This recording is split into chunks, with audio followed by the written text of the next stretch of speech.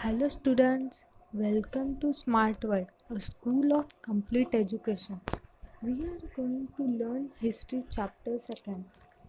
Sources of history. We are going to learn material sources, written sources, oral sources, sources of ancient Indian history. Precaution to be taken while writing history. You should try this. Make a list of things in your house which belong to your grandparents' time. Collect information about an old structure in your locality. A number of objects used by your ancestors still exist. Some inscriptions from the past have been recovered.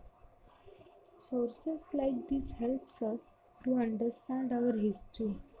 History can also be learned through customs and traditions, folk arts, folk literatures, as well as historical documents. All these are known as sources of history. There are three types: material sources, written sources, and oral sources. Can you tell structures such as forts, rock cut caves, stupa, etc. are known as material sources of history? Try to guess what other structures can be called material sources. Let's see what are material sources. Man uses a variety of things in his day-to-day life.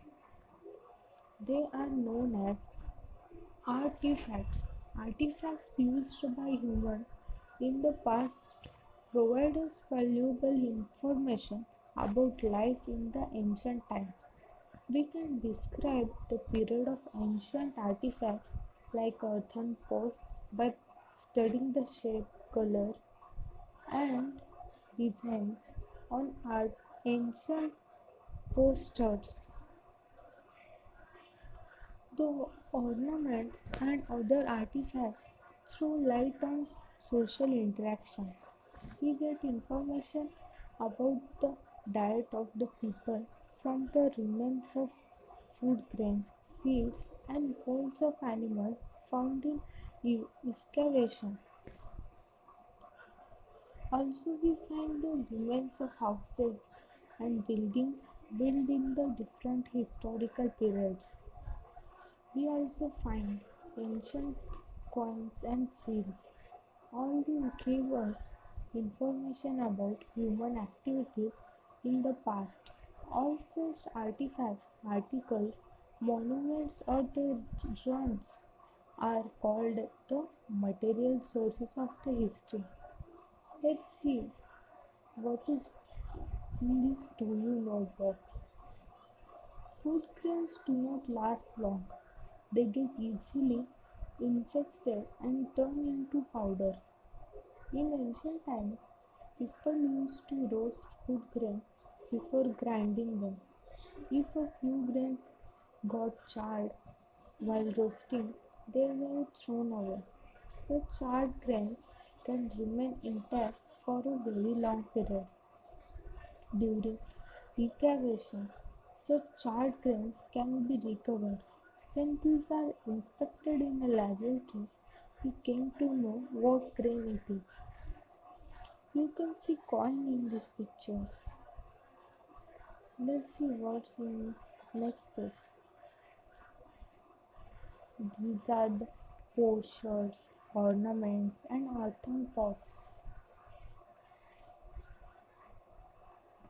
Do you know written sources of the history include inscriptions carved on temple walls, walls of rock-cut caves, and rocks.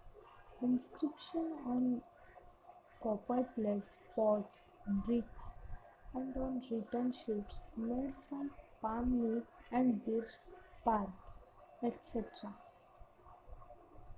This do you know adds different kinds of knowledge to your memory. Please look into it. You can see copper plate, see through it. and also inscription on rock. Let's see what is this? Do you know?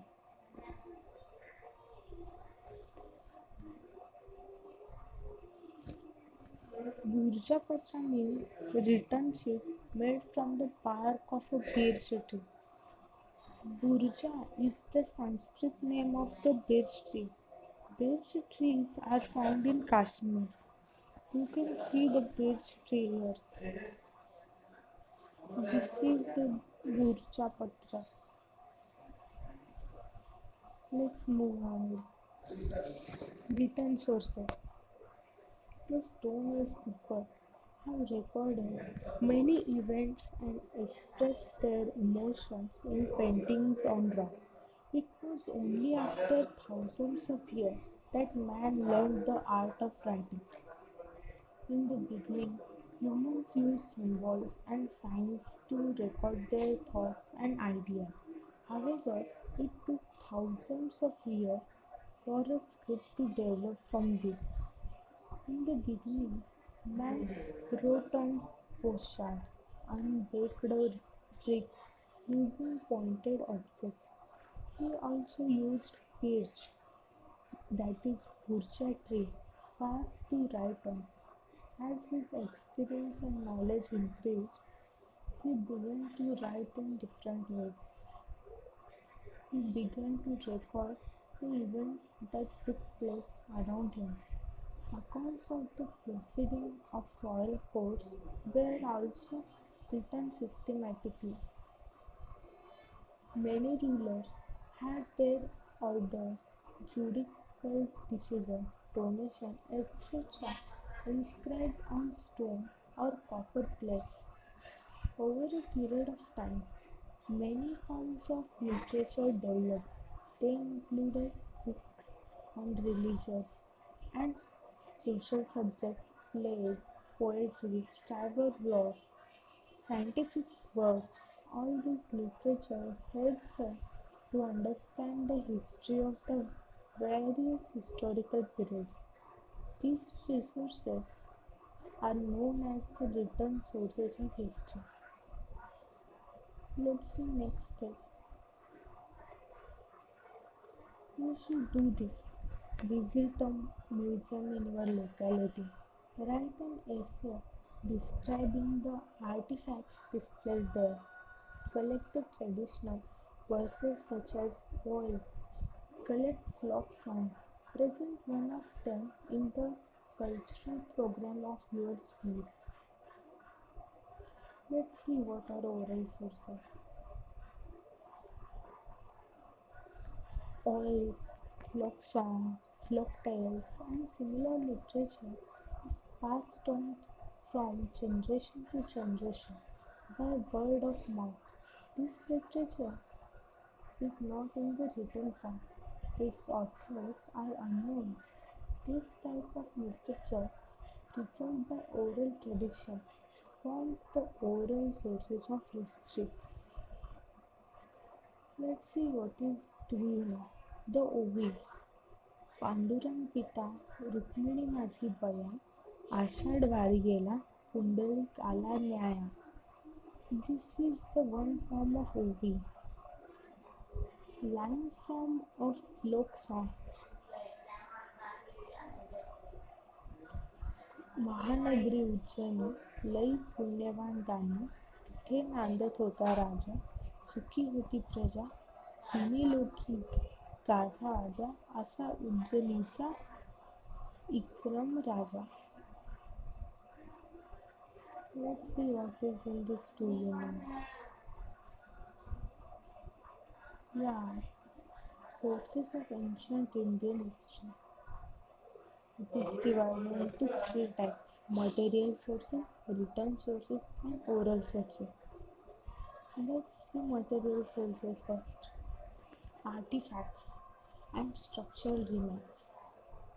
These are the two forms of material sources.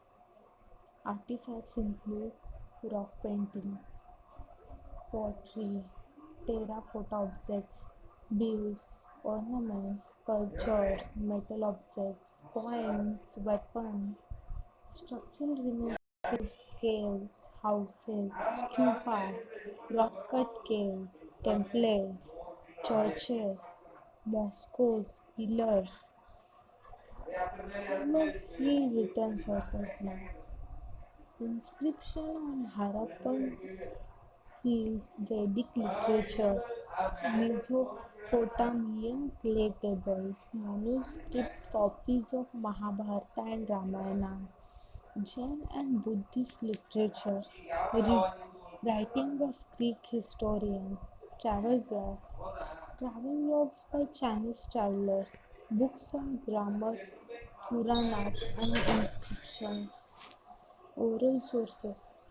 The Vedic, Buddhist and Jain literature of ancient India was preserved by oral tradition. It is now available in the written form. Even so, the oral tradition is still alive. When oral compositions are used for history writing, they are included in the oral sources. Let's see what is sources of ancient Indian history. The ancient period of Indian history extends from Stone Age to the 8th century CE. We learn about the Stone Age period of Indian history through archaeological excavation.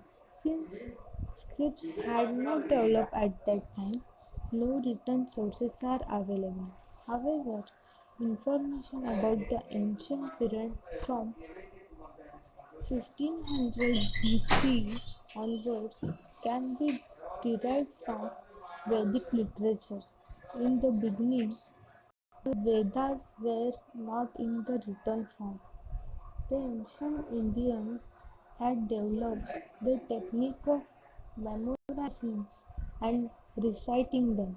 The Vedas were written down later on. The Vedas and the post-Vedic literature form an important source of ancient Indian history. It includes the Brahmans and the Upanishads, the epic Ramayana and Mahabharata, the Jain and Buddhist literature, plays, poems, stone and pillar inscriptions, travel work of foreign travelers, etc. We also learn about ancient Indian history through material sources like archaeological remains, ancient monuments, and coins found in the excavation. Precaution to be taken while writing history. It is necessary to take precautions while using these sources to write history. A written document cannot be said to be authentic just because it is odd. It needs to be examined critically as to who would write it, why and when it was written. The conclusions drawn on the basis of various genuine documents have to be cross-checked and collaborated with one another. Such a critical analysis is very important in the writing of history. What would you do? You have found an old coin. Keep it to yourself, give it to your parents, give it to a museum. Let's see what's in exercise. First, answer in one sentence. In the past, what materials were used for writing? What information is obtained from Vedic literature? Which literature is preserved by oral tradition? Second question is classify the following sources as material, written, and oral sources.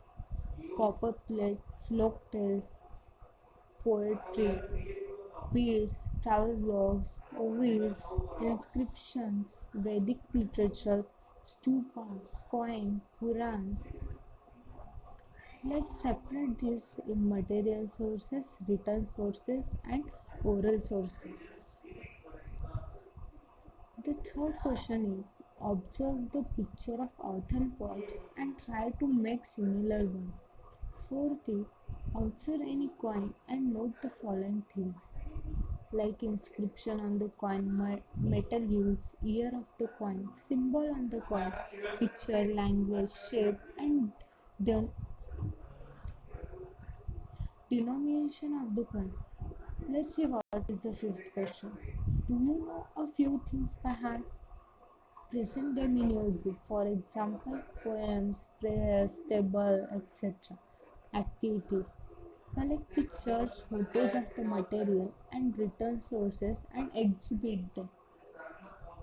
I hope you have got this chapter. And last thing is thank you.